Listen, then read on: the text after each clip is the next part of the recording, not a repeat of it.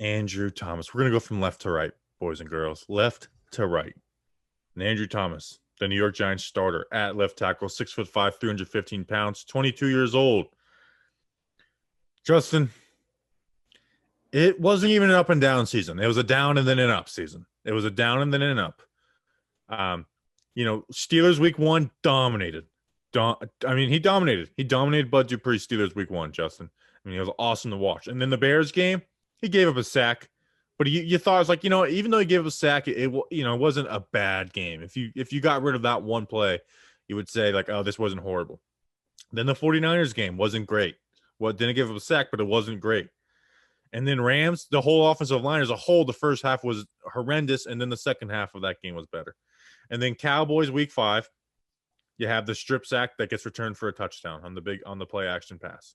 And Andrew Thomas hates that at a high, and you get it. You get it. Then the next week he gets benched. Not because of his play, though, because he's late to a meeting. And you're starting to have some worries about the kid. It's like he's late to a meeting. He's not been playing well. Like, this isn't good, And then we didn't know that at first. We didn't know that game day, we thought he was benched, and it's because he was benched, like because he wasn't playing well. But then we find out after the game that it's because he was late to a meeting. And Matt Parrott played well that game. And I mean, Andrew, and then all right, let's turn around. We got Thursday Night Football.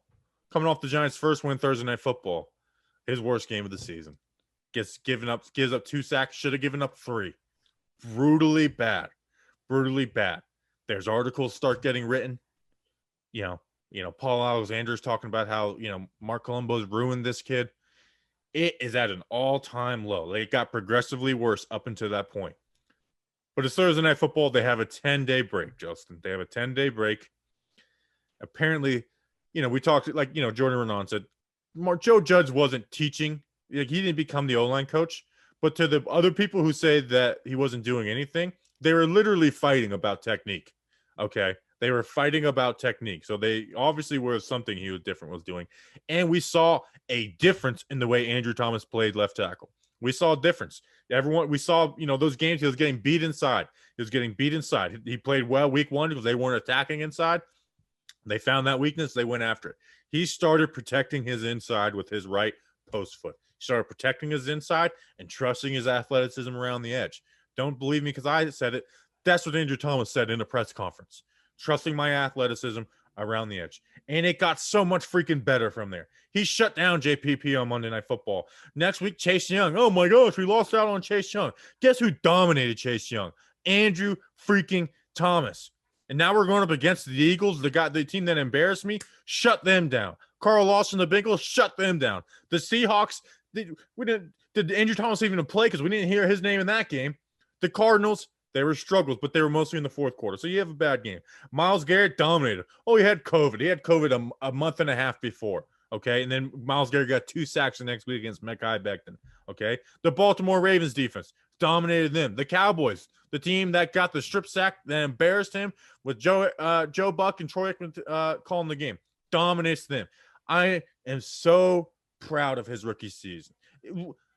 If you're looking at rookie of the year, yeah, is Andrew Thomas going to fall into that? No. But what should we look at for a rookie left tackle? Should we look at the first 8 games or should we look at the second 8 games where he's playing teams for a second time? What should we look at? Okay, I get if you're just grading his rookie season as a whole, not great. It's not a great year for Andrew Thomas. But if you're looking at it as a rookie, I am proud of his rookie season. I liken it to to Daniel Jones and any other young QB. Okay, yeah, did they have some mistakes, some interceptions? Yeah, but show me what they did well, and can you build on that? And so that's the goal for Andrew Thomas. Let's see what you did well. Can you build on that? So, I mean, I'm proud of Andrew Thomas's rookie season. Yeah, and I think we were very transparent about this throughout the offseason, and the second that we drafted him, and the second the debate started of should he be left tackle, should he be right tackle, we kind of embraced the idea that Andrew Thomas was going to struggle. Now, those struggles I don't think were anything like what Nate Solder was doing. Even Andrew Thomas at his lowest, Bobby. Who was more at their low when they were low? Nate Solder. Nate Solder in 2019. And people did not like that at the time because it was when Andrew Thomas was struggling. But I mean, look at Nate Solder versus Brandon Graham. Nate Solder was getting spun around. Like Nate Solder's sacks were turning into strip sacks of Daniel Jones. Yeah. Andrew Thomas, it was just like they were sacks around the edge or right up the middle.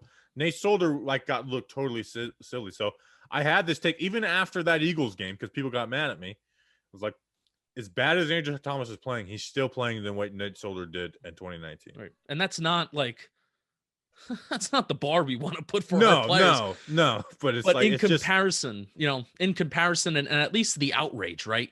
Like, there should have been way more outrage for Nate Solder in 2019 than Andrew Thomas in 2020. And, you have to embrace that left tackle. It's the most valuable position, second most valuable position in the game of football, right? Because it's ultimately helping the first most valuable position in the game of football, that is quarterback, especially when you have a right-handed quarterback. And, you can maybe even argue along with, cornerback and quarterback, because of how important it is. Also, it takes a lot of time to adjust, and why we wanted Andrew Thomas to play at left tackle from day one. Bobby had his reasons. At least my reasoning was the same reason why you want to play your quarterback year one, and you want to play him in that spot, that particular spot at left tackle too, because in play game experience, where even if you're making mistakes and you're taking risks and you're making mistakes, you can learn from them the next year. You can learn from them as the season goes on. I mean, in-game physical reps are king over mental reps and over, whether it's just the practice reps of let's just get our feet wet at right tackle in 2020 and then rock and roll left tackle 2021. I'm glad that he went through the struggles, he went through the mistakes so he can hit that ground running in 2021. Yeah. It's 100% with you. Like, let him work through the mistakes, and now he doesn't have to switch his positions. Right. Now he doesn't have to, after this season, switch positions. I'm so glad they played him at left tackle. Yeah. If there's one good thing from Nate Solder opting out, is that they forced him. It forced him to play Andrew Thomas at left tackle. Because, look, at right tackle, would he have been better? Yes.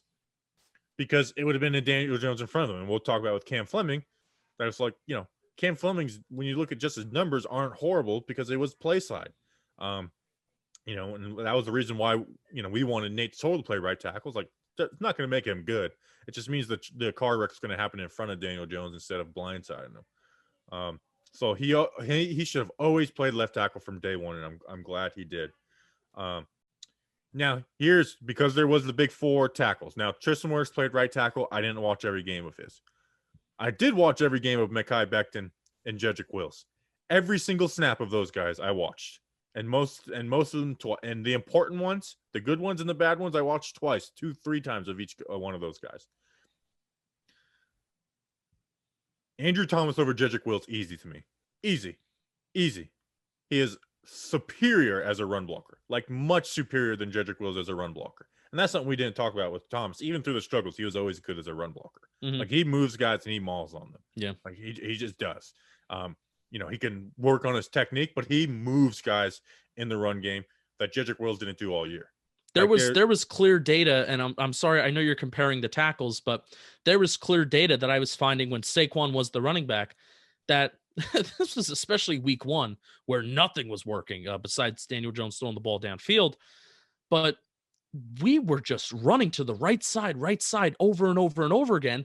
And Andrew Thomas was mauling dudes in the run game pretty much all year, and even to start the year, and we just weren't running to that left side of the offensive line, which was a little frustrating considering how good they don't like to run to the left. I don't understand. I don't understand it. I don't get it. It's just like beating their brain, like you run to the right.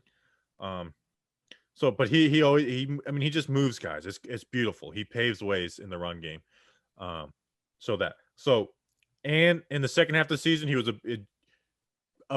he had better results in the pass blocking game than Jedrick Wills. Jedrick Wills is a little more like polished.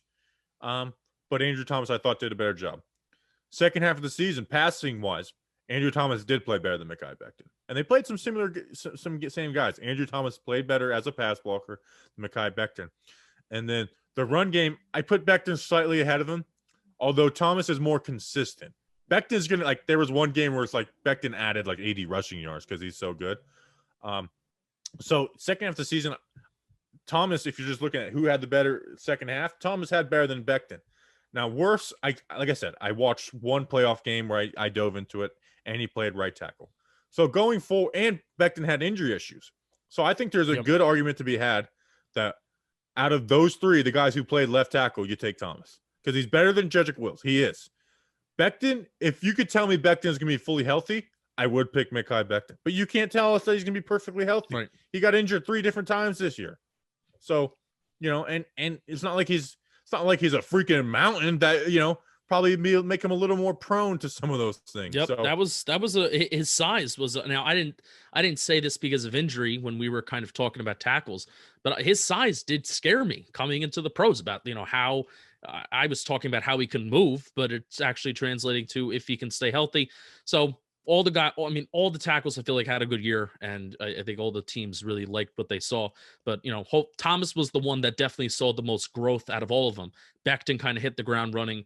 Wirfs hit the ground running, and I feel like Wirfs kind of had some okay average to, I don't know about bad games to kind of end the year. But Thomas was the one that kind of ended on the highest note, and Wirfs is that right. Wirfs, there's the expectation is for him to move to the left side eventually. I hope so. He Yeah. should. And I like Wirfs. I watched him. I broke down his game against the Saints.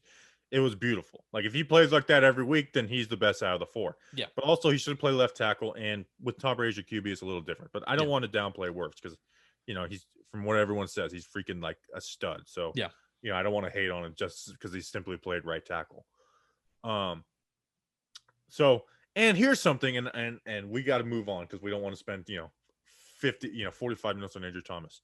So a draft talking point that pissed me off so badly about Andrew Thomas because it was just repeated and it was one of the dumbest talking points.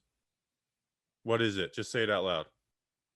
Andrew Thomas is the most pro-ready prospect out of all the left tackles. So freaking annoying. What an annoying take that was. He was you know why people said that, Justin? It's because he was the best in college out of the 4. Because he was better than Wirfs, Wills, and Becton in college. So that's what they said. But if you watched him, he had the most to improve on. And I think he's the most athletic of the 4. Look at shuttle, 20-yard shuttle. Look at those times. Thomas has the best one of those. He has the longest arm. So I thought he had the most Becton has the most to work with because he's a freaking mountain. But that inside foot, you don't think that showed up in college? That showed up in college. We knew that was going to be an issue. His punch was sometimes wide, and he would lunge on it. We saw that in college. He got away with it in college because he was faster, bigger, stronger than everybody bigger than everybody else. Okay, but we knew those were going to be issues. Guess what? Who didn't have much room to grow with? Jedrick Wills. He didn't have a ton of room to grow with. Wirfs, like, what is Wirfs? Now, Wirfs is really good, so, that kind of counters it a little bit. Becton has some stuff to work on in the pass game, but Thomas was always the one that's like, he has some, like, technical issues that need to get worked out, and they're the things that get worked out. And we saw it as the season went along. That basically not lunging when you punch and protecting your right foot, protecting your inside. And that's what he did as the season went along and what made him go from, a hated player to now a beloved player. I constantly did this like all season. Whenever talking about Andrew Thomas's punch, I said syllables instead of symbols. Like high school symbols in the band. Yeah. I keep on saying syllables. It's a Rickyism. Because I'm an idiot. Because you're Ricky. Yeah, I guess I am.